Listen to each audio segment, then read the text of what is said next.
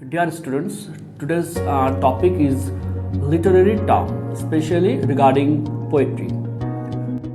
তোমরা যারা English honors now, before taking English honors, you think that in English honors you will have to read poetry, poems, prose, novels, dramas, etc. But after taking this course, you find yourself in a situation where you have to know well what is poetry or how many types of poems are there, যে কত রকমের poems হতে পারে, আবার পোয়েট্রির মধ্যে কত রকম ভাগ হতে পারে। তো তোমরা এতদিন জানতে যে পোয়েম যে আবার কত রকম ক্যাটেগরি আছে, যেমন লিরিক, ন্যারেটিভ, তারপর রয়েছে ড্রামাটিক। তো lyric poem, dramatic poem, narrative poem এগুলো কি? আবার মাঝে মধ্যে তোমরা পাচ্ছ যে ওডস, যেমন ওড টু অটম ফার্স্ট সেমিস্টারে রয়েছে। এই ওড বিষয়টা কি, এই নিয়ে কনফিউশন তৈরি হয়। তো এতদিন তোমরা আপ টু এইচএস পর্যন্ত জানতে যে পোয়েম, প্রোজ, পদ্য আর গদ্য, কিন্তু এখানে এসে তোমরা দেখছো যে পোয়েমের মধ্যে কতগুলো ভাগ রয়েছে। আবার সনিট সম্বন্ধে তোমাদের একটু ধারণা ছিল ক্লাস 12-এ, shall I compare thee to a summer's day, শেক্সপিয়ারের লেখা সনিট, এই সম্বন্ধে তোমাদের ধারণা ছিল। কিন্তু ওডস, লিরিক, ড্রামাটিক মনোলগ, এই যে টার্মগুলো, এগুলো সমস্যা তৈরি হয়। তো সেই নিয়ে আজ আমার ভিডিও। কয়েকটি স্লাইডসের মাধ্যমে আমি চেষ্টা করেছি তোমাদেরকে ক্লিয়ার করার যে পোয়েমের এই টাইপসগুলো কী কী। তো তার আগে একটু ধারণা দিয়ে দিই যে পোয়েম এবং ভার্স, এই দুটো শব্দ, এই দুটোর মধ্যে একটা ইন্টারকানেকশন রয়েছে। অনেকে গুলিয়ে ফেলে যে ভার্স আর পোয়েম একই জিনিস। হ্যাঁ, ভার্স আর পোয়েম একই জিনিস, কিন্তু ডিফারেন্সটা কোথায়? ভার্স হচ্ছে যে কোনো কথা যেটাকে রিদমিক আকারে লেখা হয়। তো যখন আমরা কোনো কথা গদ্যের আকারে বলি, সেটা জাস্ট বলে যায় যেমন মনে আসে, কিন্তু সেটা যদি আমরা ভার্স করি তাহলে সেটাকে রিদমের আকারে আনতে হবে, তার মধ্যে রিদম রাখতে হবে। আর রিদমের জন্য প্রয়োজন হয় মিটার। তো মিটার কি, সে নিয়েও দীর্ঘ আলোচনা আছে। তো আমার স্লাইডসগুলোর মধ্যে তোমরা লক্ষ্য রাখো, আশা করি সব বুঝতে পারবে। তো ভার্স হচ্ছে কবিতার লাইন। কবিতার একটি লাইনকে আমরা ভার্স বলতে পারি, বা বেশ কয়েকটা লাইনকে আমরা যদি কোট করি সেগুলোকে আমরা ভার্স বলতে পারি। ধরো কোনো একটা বিখ্যাত কবির কবিতা থেকে আমরা 4টে লাইন কোট করলাম, তো ওই 4টে লাইনকে আমরা কবিতা বলতে পারবো না, ওই 4টে লাইনকে আমরা পোয়েম বলতে পারবো না, কিন্তু ভার্স বলতে পারবো। তাহলে পোয়েম হচ্ছে ভার্সের একটা কমপ্লিট রূপ। ভার্সের মাধ্যমে পোয়েট যখন তার মনের কোনো ইচ্ছা প্রকাশ করেন, একটা থটস সামনে রাখেন, সেটাই হয় পোয়েম। এবারে জানবো যে পোয়েমের কতগুলো ভাগ রয়েছে। প্রধানত 3টি ভাগ: lyrical poem, narrative poem, dramatic poem.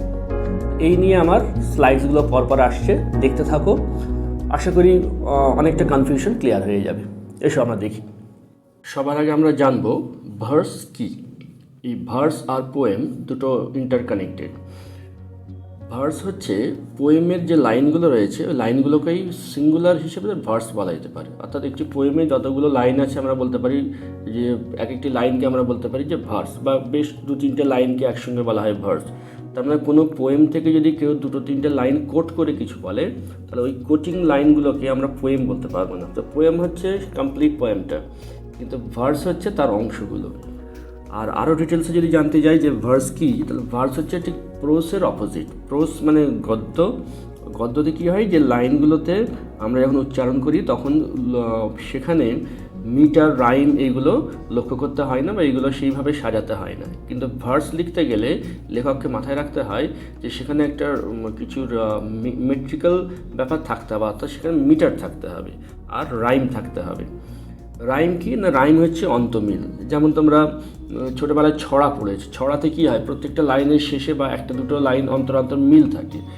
যেমন একটি টাইগার নামে একটি পোয়েম রয়েছে উইলিয়াম ব্লেকের, যে tiger tiger burning bright in the forest of the night.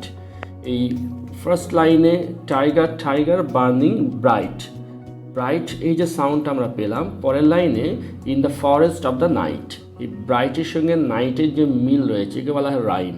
তো ভার্স হলে এরকম রাইম থাকবে। আর মিটার বিষয়টা কি না, মিটার হচ্ছে যেমন ধরো আমরা যখন কথা বলি, এক একটা ওয়ার্ডকে যখন আমরা প্রনাউন্স করি, তো সেই ওয়ার্ডের মধ্যে আবার দেখবে 2-3টে ভাগ হয়ে যায়। যেমন ধরো যদি বলি টি মানে চা, এই টি একবারই বলছি, কিন্তু যদি বলি কফি, ক ফি, দুটো সাউন্ড যোগ হয়ে একটা ওয়ার্ড তৈরি হয়েছে। তো কফি যে ওয়ার্ডটা, এতে দুটো সিলেবল রয়েছে। বিউটিফুল, বিউটিফুল, তিনটে সিলেবল। এই যে সিলেবলগুলো রয়েছে, সিলেবলগুলোর মধ্যে কোনটাতে বেশি জোর দিতে হবে, কোনটায় কম জোর দিতে হবে, একেই বলা হয় স্ট্রেস। তো যে সিলেবলে বেশি জোর পড়বে তাকে বলা হবে স্ট্রেসড সিলেবল, আর যেটাই কম জোর পড়বে বা জোর সেইভাবে পড়বে না তাকে বলা হয় আনস্ট্রেসড সিলেবল। যেমন গিটার, গিটার এর মধ্যে গিটার উপর কম জোর পড়ছে আর টারটার উপর বেশি জোর পড়ছে, গিটার। আবার লক্ষ্য রাখো, আরেকটি শব্দ হচ্ছে থ্যাংক ইউ। থ্যাংক ইউ দুটি শব্দ, বাট এখানে সিলেবল হচ্ছে দুটো। থ্যাংক একটা মনোসিলেবিক একটা শব্দ, আর ইউ দুটো সিলেবল, দুটো ওয়ার্ডে দুটো সিলেবল, কিন্তু এর মধ্যে আবার দেখা যাচ্ছে যে একটা স্ট্রেস একটা আনস্ট্রেস। যেমন থ্যাংক ইউ, ওই থ্যাংকের উপর আমাদের স্ট্রেসটা বেশি দিতে হচ্ছে, ইউটার উপর কম পড়ছে। কিন্তু গিটারের ক্ষেত্রে গিটার, বিউটিফুল, এখানে তিনটে সিলেবল আছে, বিউটিফুল, বিউটিফুল। টি এর উপর জোরটা কম পড়ছে, ফুলের উপরও কম পড়ছে, বিউর উপর বেশি পড়ছে, বিউটিফুল।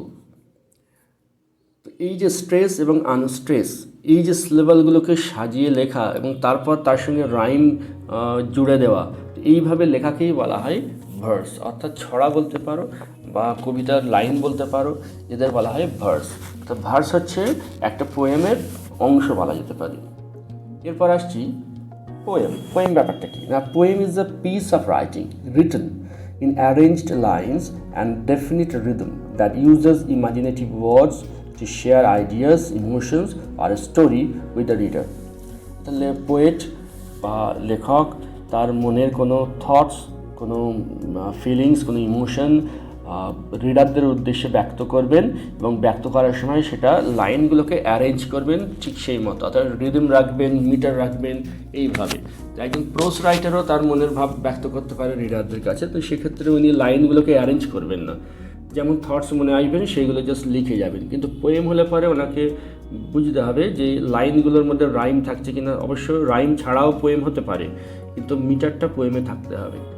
মিটার ছাড়া, রাইম ছাড়া একবার পোয়েম হতে পারে না। রাইম ছাড়া পোয়েম হতে পারে, কিন্তু মিটার সেখানে থাকতে হবে, অর্থাৎ ওই সিলেবলের যে ব্যাপারটা রয়েছে, স্ট্রেস আনস্ট্রেস, এটা থাকতেই হবে। এই হচ্ছে পোয়েম।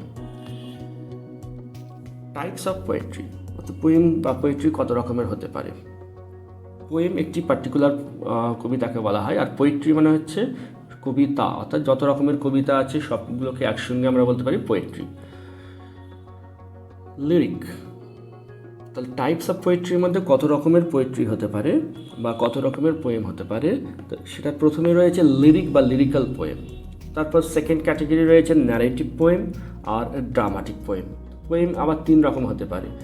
তো there may be three types of poem: lyric poem, narrative poem and dramatic poem. What is a lyric or lyrical poem? Lyric. The Greeks defined lyric as a poem meant to be sung while accompanied by a lyre. Liar হচ্ছে একটা musical instrument, একটা বাদ্যযন্ত্র, বর্তমানে guitar মতো আর কি, guitar, sitar, এই যে বাদ্যযন্ত্রগুলো হয়। তো এমন একটা পোয়েম যেটাকে গাইতে হয়, অর্থাৎ বাদ্যযন্ত্র নিয়ে, মানে সং বলা যেতে পারে। একটা কবিতা যেটা সঙের মতো করে লেখা, সেটাকে গানের আকারে এবং বাদ্যযন্ত্র লায়ার নিয়ে গাওয়া যেতে পারে। It is usually a fairly short poem expressing the personal and subjective thoughts of a single speaker. এখানে একজন স্পিকার তার মনের ভাব প্রকাশ করবেন, এক্সপ্রেস করবেন, তো এবং সেটা অনেক সময় পার্সোনাল হতে পারে। Example: John Keats ode to autumn. Lyrics are generally written in the first person. First পার্সনে লেখা হয় লিরিক, অর্থাৎ যিনি বলছেন তিনি এটা লেখেন বা তার নিজস্ব কোনো কথা লেখেন, যে অন্যের আইডিয়া, অন্যের মনের আবেগকে ফুটিয়ে না তুলে লেখক বা পোয়েট নিজের মনের আবেগকে ফুটিয়ে তোলেন। Characteristic features of lyric poem. Lyric পোয়েমের বৈশিষ্ট্য: দ্য ফার্স্ট পার্সন। লিরিক পোয়েমের ক্ষেত্রে কবি নিজেকে ফার্স্ট পার্সন রূপে প্রেজেন্ট করবেন, অর্থাৎ উনি নিজের কথা বলবেন। Often, lyric poems are written in the first person because of their expressive nature and the exploration of emotion and feelings. নিজের মনের আবেগ, নিজের ফিলিংসগুলোকে তুলে ধরবেন। The first person point of view allows the speaker of the poem to express their innermost thoughts on a chosen subject. কোনো একটা chosen বিষয়ের উপর, একটা বাছাই করা সাবজেক্টের উপর নিজের মনের থটসগুলোকে উনি ব্যক্ত করেন। Often, lyric poems will speak of love or adoration, and the use of the first person point of view enhances its intimacy. অনেক সময় কোনো জিনিসের প্রতি ভালোবাসা, আলাদা কোনো ভক্তি, সেটাও প্রকাশ করতে পারেন। Next characteristic feature of lyric is length. Lyric poetry is usually short. If the lyric poem happens to be a sonnet, it will contain 40 lines. Lyric পোয়েমটা যদি সনেট হয় তাহলে এতে 40 লাইন্স থাকবে, 14 লাইন থাকবে। আমরা অলরেডি জানি সনেট 14 লাইনের হয়, তো সনেটও লিরিক পোয়েমের একটি অংশ। If it is a villanelle then it would contain 19 line. 19 লাইনের কবিতাকে বলা হয় ভিলানেল, যেমন 14 লাইনের কবিতাকে বলা হয় সনেট, 19 লাইনের কবিতাকে বলা হয় ভিলানেল, এটাও লিরিক পোয়েম হয়। The poetry form of the ode is normally longer and could contain up to 50 lines. আর এক ধরনের লিরিক পোয়েম আছে যাকে বলা হয় ওড, এটি 50 লাইন পর্যন্ত হতে পারে। এই ওড হচ্ছে লিরিকের মধ্যে বড় বলা যেতে পারে, লিরিকের মধ্যে যদি বড় কিছু লিরিক হয় সেটা হয় ওড, আর ছোট হচ্ছে sonnet. Lyric poems do not have to follow the strict rules of these forms, and although their length can vary, they are usually short. এদের লেন্থ ভ্যারি করতে পারে, অর্থাৎ কখনো 14 লাইনের হতে পারে, কখনো 19 লাইনের, কখনো 50 লাইন, আবার 50-এর কমও হতে পারে। তো লিরিক পোয়েমের মধ্যে পড়ছে সনেট, ভিলানেল, ওড ইত্যাদি। Song like. Considering its origins, it should be no surprise that lyric poetry is considered song-like. যেহেতু আগেই বলা হয়েছে লিরিক লায়ের শব্দটা থেকে এসছে, লায়ের মানে বাদ্যযন্ত্র, তো একটা বাদ্যযন্ত্রের সঙ্গে গাওয়া হয় যে কবিতা তাহলে সেটা তো song-like হবেই। Lyric poems use many different techniques that make them sound like song. এমন এমন টেকনিক ব্যবহার করা হয়, রাইম দেওয়া হয়, মিটার সেইভাবে সাজানো হয়, syllable, stress level, unstress level গুলোকে ঠিকভাবে অ্যারেঞ্জ করা হয়, যার ফলে সেটা শুনতে অনেকটা গানের মতো লাগে। They can sometimes use rhyme schemes and verses techniques used in modern day music. বর্তমান দিনে সঙ্গীতে, গানে যে রাইম এবং ভার্স ব্যবহার করা হয় সেইভাবেই লেখা হয়। Lyric poetry often uses repetition and meter, which will give the poems a rhythmic quality. Lyric পোয়েট্রিতে অনেক সময় রিপিটেশন থাকে, অর্থাৎ কোনো লাইন বা কোনো শব্দকে রিপিট করা হয়, তারপর অনেক সময় মিটারকেও রিপিট করা হয়। হ্যাঁ, মিটার বিষয়টা কি না, most lyric poetry uses some form of metre. Metre in poetry is a regular pattern of stressed and unstressed level. একটু আগে যেটা আমি আলোচনা করলাম, মিটার কি, মিটার হচ্ছে একটা ওয়ার্ডকে যদি আমরা ভালো করে উচ্চারণ করি তার মধ্যে আবার আলাদা আলাদা সিলেবল পাবো। যেমন বললাম গিটার, দুটো সিলেবল আছে, আবার দুটো ওয়ার্ড যেমন থ্যাংক ইউ, এই দুটো ওয়ার্ডকে যখন উচ্চারণ করছি থ্যাংকের উপর বেশি জোর পড়ছে, ওটা স্ট্রেসড, আর ইউটার উপর জোর পড়ছে না, এটা আনস্ট্রেসড। আর গিটারের মধ্যে গিটার, গিয়ের উপর গিটার হচ্ছে আনস্ট্রেস আর টারটা হচ্ছে স্ট্রেস। এই যে দুটো সিলেবল, তিনটে সিলেবল, এই যে এদেরকে সাজানো এইভাবে, একেই বলা হয় মিটার। এই মিটারের ফলেই একটা রিদম তৈরি হয়। In the Elizabethan sonnet, iambic pentameter is the most common form. Elizabethan সনেটগুলোর মধ্যে আমরা দেখতে পাই যে ওখানে আয়াম্বিক পেন্টামিটার থাকে। মিটার কি এই বিষয়ে আমার অন্য আলাদা ভিডিও রয়েছে, সেখানে তোমরা জানতে পারবে যে মিটার বিষয়ের উপর আমার ডিটেলসের ভিডিও রয়েছে। তো আয়াম্বিক পেন্টামিটার এলিজাবেথান সনেটের মধ্যে দেখা যায়, অর্থাৎ এই মিটারে বেশি লেখা হয়। তো আয়াম্বিক বিষয়টা কি না, যেখানে দেখা যায় যে দুটো সিলেবলের মধ্যে প্রথম সিলেবলটা স্ট্রেস, পরেরটা আনস্ট্রেস, একে বলা iambic. Emotion. Another characteristic of lyric poetry is the use of emotion in the poem. Lyric poemer মধ্যে emotion থাকবে, আবেগ থাকবে। In its origins, ancient Greek poets such as Sappho wrote lyric poetry about love. প্রাচীন যুগে Greek পোয়েটের মধ্যে স্যাফো যেমন তার পোয়েট্রির মধ্যে প্রেমকে তুলে ধরতেন। Often the subject of sonnet is love. both Elizabethan and Petrarchan. Despite the many forms of lyric poetry, they are almost always emotive. Lyric poetry যত রকমেরই ফর্ম হোক না কেন, সমস্ত ফর্মগুলোর মধ্যে সে সনিট হোক, ওটস হোক বা নর্মাল লিরিক হোক, সব ক্ষেত্রেই দেখা যাবে ইমোশন থাকে, ইমোটিভ হয়। Now let us know types of lyrical poem. Lyrical poem কত রকমের হতে পারে সেগুলো আমরা দেখবো। তো ফার্স্ট রয়েছে সনিট, যেটা তোমরা অলরেডি জানো, 14 লাইনের কবিতা। তারপর রয়েছে ওড, ওড সম্বন্ধে আমরা ডিটেলসে জানবো। ইলেজি কি আর ব্লানেল।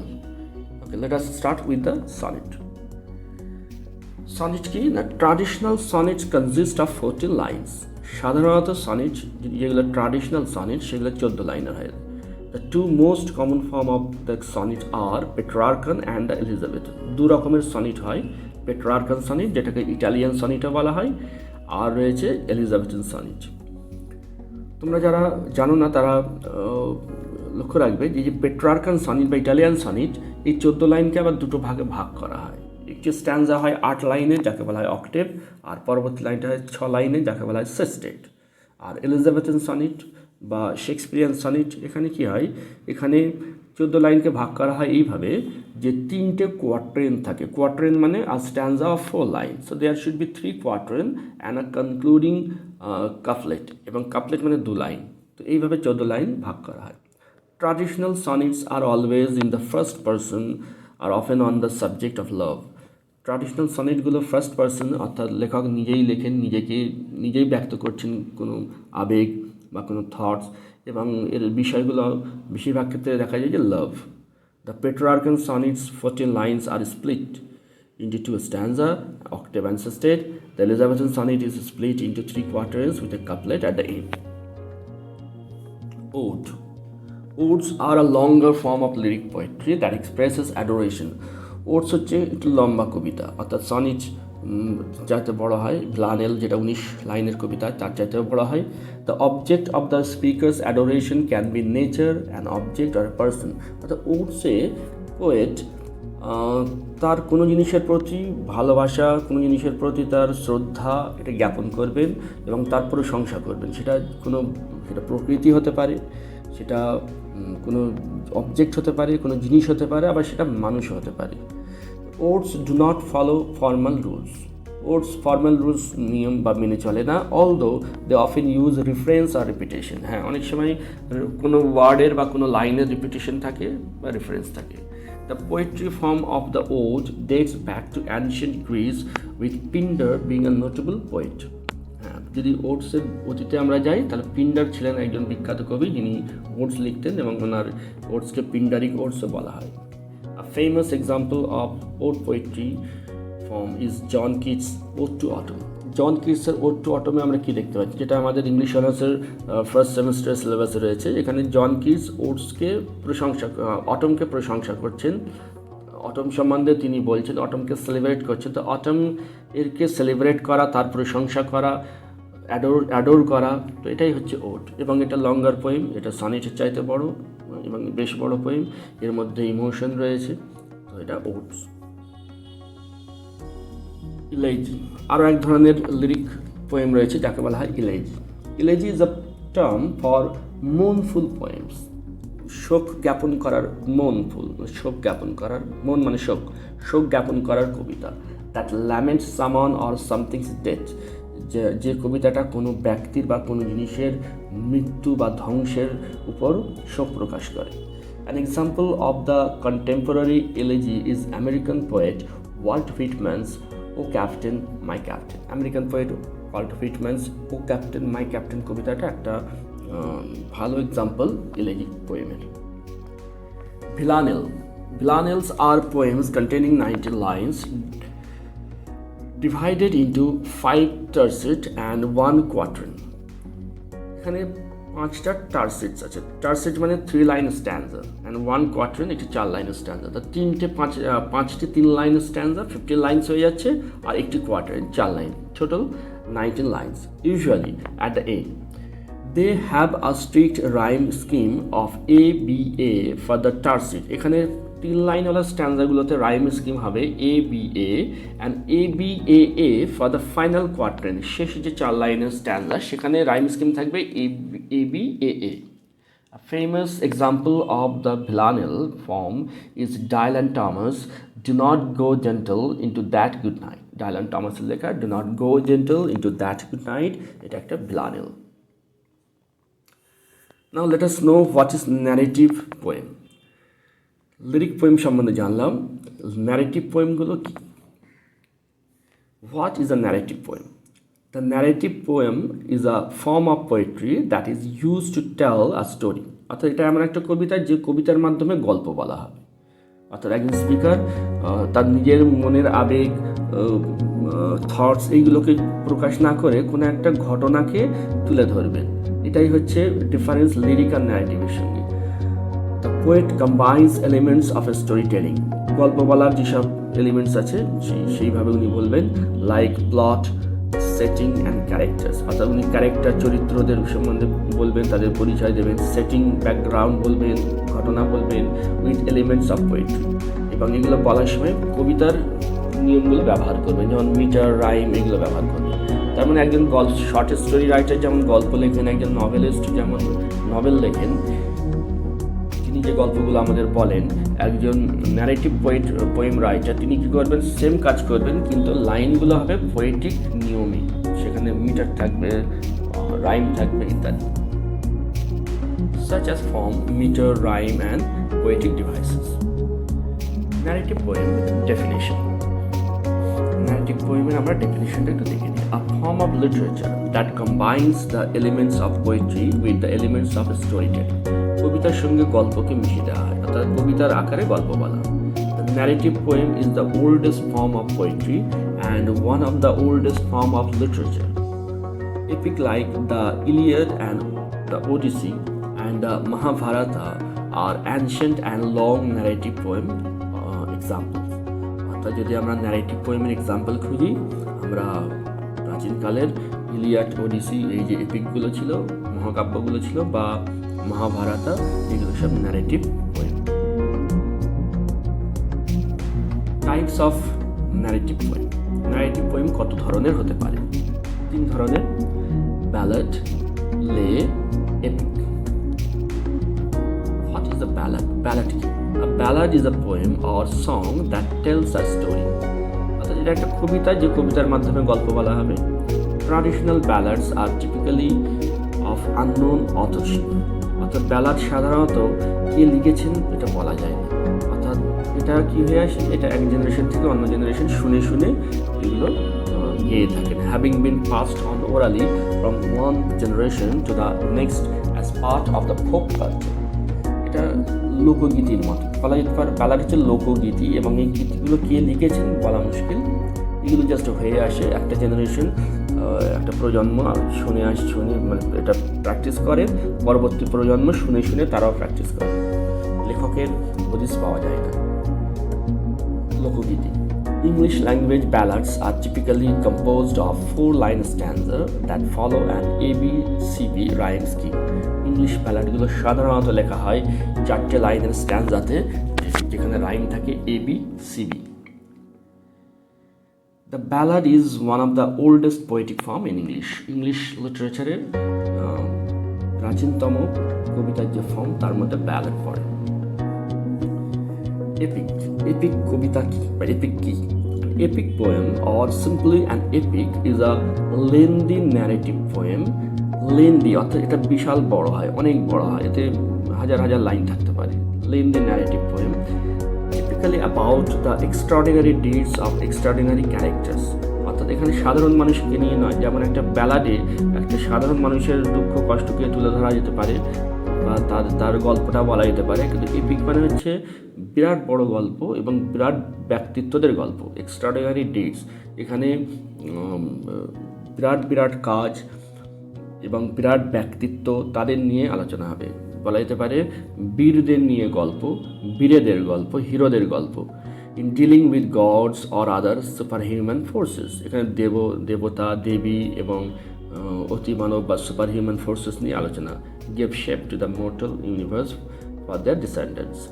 যেমন মহাভারতে যুদ্ধ, সেখানে দেবতা দেবীদের কথা, ইলিয়াড ওডিসিতেও তাই, জন মিল্টনের লেখা যে এপিক রয়েছে দ্য প্যারাডাইস লস্ট, সেখানেও দেখা যাচ্ছে অ্যাডাম ইভ, এইসব অর্থাৎ বিরাট ব্যক্তিত্বদের নিয়ে হিরোইক বা বীরদের নিয়ে লেখা দীর্ঘ আকারের কবিতা, একেই বলা হয় এপিক। আরও একটি ন্যারেটিভ পোয়েম হচ্ছে লে।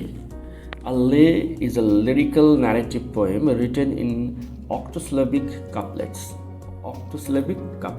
Octosyllabic মানে 8টা সিলেবল, আর কাপলেট মানে 2টি করে লাইনের স্ট্যান্সা, এই নিয়মে লেখা। That often deals with tales of adventure and romance. এখানেও অ্যাডভেঞ্চার, রোম্যান্স এইসব ঘটনা নিয়ে থাকে, গল্প বলা হয়। Lays were mainly composed in France and Germany during the 13th and 14th centuries. The English term lay, এই যে স্পেলিংয়ের ডিফারেন্স রয়েছে, LAY লে এটা ইংলিশ শব্দ, আর LAI লে এটা ফ্রেঞ্চ শব্দ। The English term lay is 13th century loan from Old French lay. Next, dramatic poetry. তাহলে আমরা লিরিক পোয়েট্রি সম্বন্ধে জানলাম, তারপর ন্যারেটিভ পোয়েট্রি সম্বন্ধে জানলাম। এবারে শেষ আর এক ধরনের পোয়েট্রি, সেটা হচ্ছে ড্রামাটিক পোয়েট্রি। একটু দেখে নেব সেটা কি। Dramatic poetry is a form of poetry that is written in verse and meant to be recited in public or acted out.